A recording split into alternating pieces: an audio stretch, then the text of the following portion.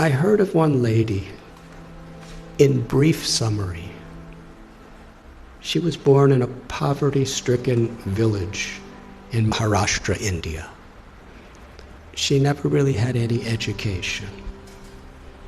When she was a little girl and wanted to go to school, her family made her take care of the buffaloes. When she was 8 years old, she was married. I think actually she was 9 years old. She was married to a man who was about 30. By the time she was 19, she had 3 sons, and she was pregnant.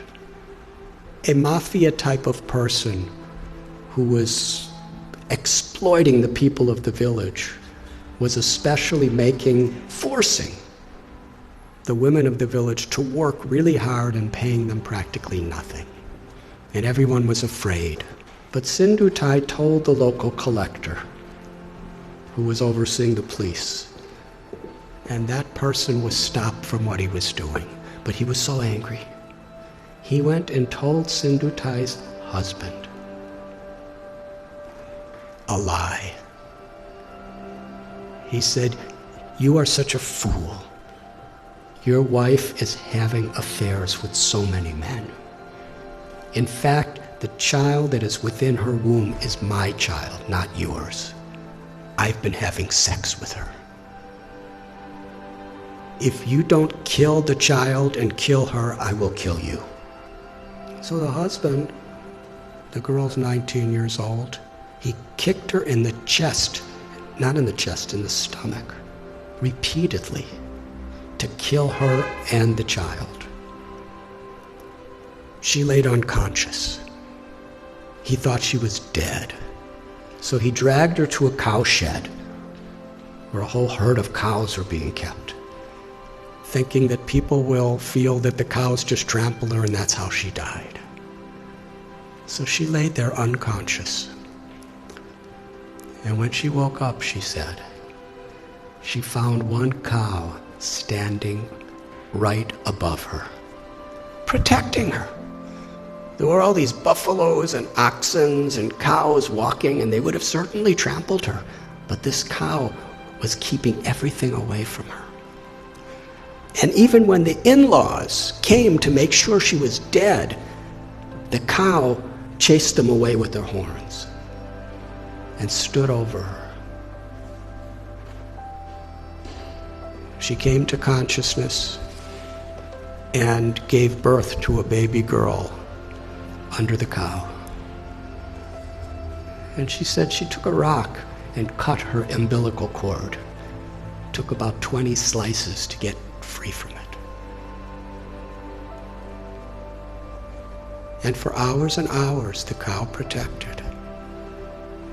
And Sindhutai, when she got enough strength, she embraced the cow and promised, "As you protected me when I was in great need, I will protect others who are in need." It's a long story, but no one would have her back. Her own family rejected her, her biological family, because according to their tradition, once you're married, you could never come back home. A foolish tradition, as many are these days. In order to not be exploited, she was sleeping in a crematorium with her little baby child.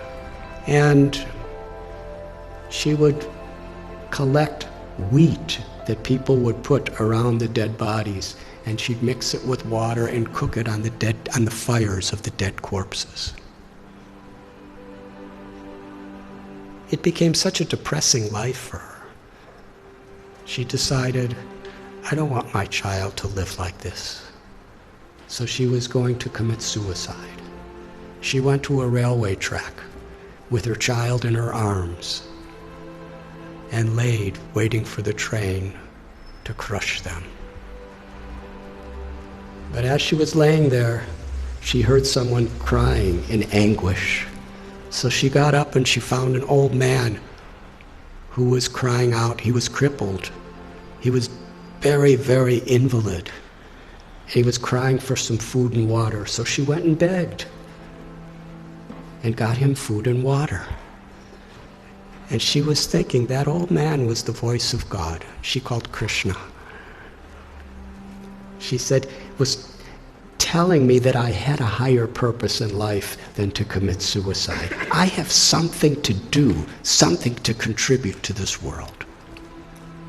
But then later in the day, she was sitting in a field wondering, what am I going to do? I have nothing. I have no one. How can I help anyone?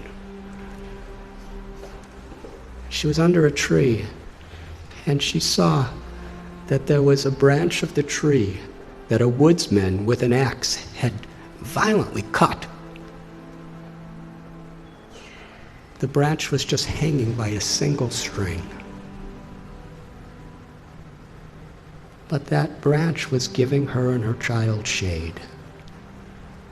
So she was thinking, this is the answer. However much I have been beaten down, still I could do something for others.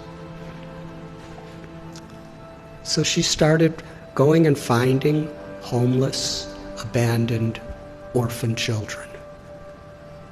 And she became their mother, taking care of them. Somehow or other, she learned how to sing really nice, and she begged with her singing, and she provided for them, and somehow or other kept them safe. And after some time, people saw what a difference she was making to so many people that they built an orphanage for her. Over the years, she said, she's had about 1,500 children, over 1,000 grandchildren. And she's made a tremendous difference in her life. All of her children have a great education. Many are doctors and lawyers and farmers, something she never had. She's won so many awards internationally for her accomplishments. But then she explained what the most meaningful and fulfilling thing she ever did in life.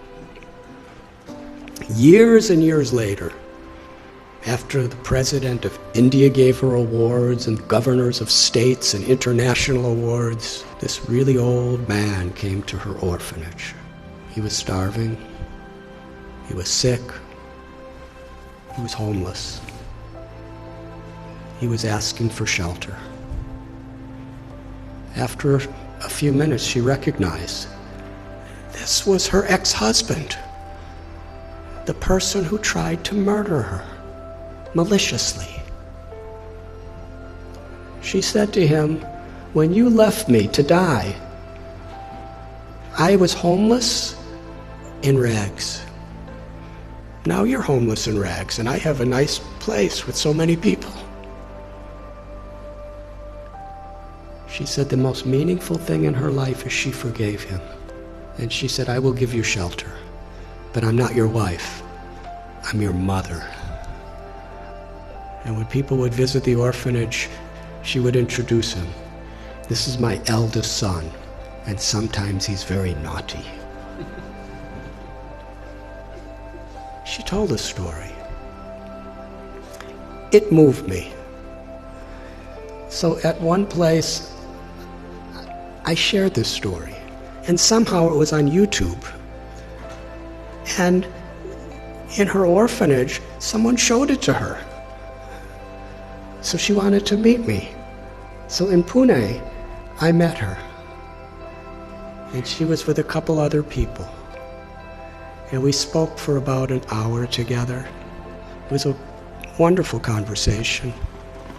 And afterward, there was one lady who was sitting next to her, who was just beaming with smiles the whole time, but didn't say much of anything. And when I was just about to leave, Sindhutai said, I want to introduce you to this girl. She's the one who was born under the cow. She's now a medical doctor, and she's taking charge of one of our orphanages. And then she said to me, I consider all of the tragedies in my life to have been gifts to empower me to make a difference to others. She considered it all the grace of God. She said, "My life has been a road with many thorns, but I made friends with those thorns, and my life became beautiful, and I could give beauty to so many other people's lives." That's one little example of influence without affluence.